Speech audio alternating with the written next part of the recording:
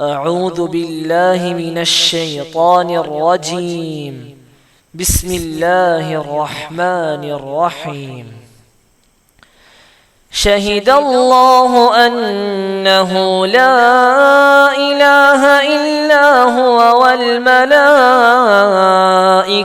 وأولو العلم قائما بالقسط لا إله إلا هو العزيز الحكيم. താനല്ലാതെ ഒരു ആരാധ്യനുമില്ലെന്നതിന് അല്ലാഹു സാക്ഷ്യം വഹിച്ചിരിക്കുന്നു. മലക്കുകളും അറിവുള്ളവരും അതിന് സാക്ഷികളാകുന്നു. അവൻ നീതി നിർവഹിക്കുന്നവനത്രേ. അവനല്ലാതെ ആരാധ്യനില്ല. പ്രതാപിയും യുക്തിമാനുമത്രേ അവൻ.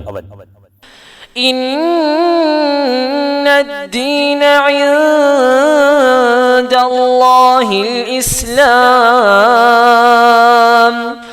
وما اختلف الذين أوتوا الكتاب إلا من بعد ما جاءهم العلم بغيا بينهم ومن يكفر بآيات الله فإن الله سريع الحساب. തീർച്ചയായും അല്ലാഹുവിങ്കൽ മതം എന്നാൽ ഇസ്ലാമാകുന്നു.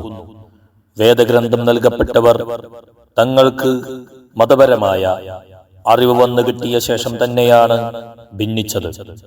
അവർ തമ്മിലുള്ള കക്ഷിമത്സര്യം നിമിത്തമത്രേ അത്. വല്ലവരും അല്ലാഹുവിന്റെ തെളിവുകൾ നിഷേധിക്കുന്നുവെങ്കിൽ അല്ലാഹു അതിവേഗം കണക്ക് ചോദിക്കുന്നവനാകുന്നു.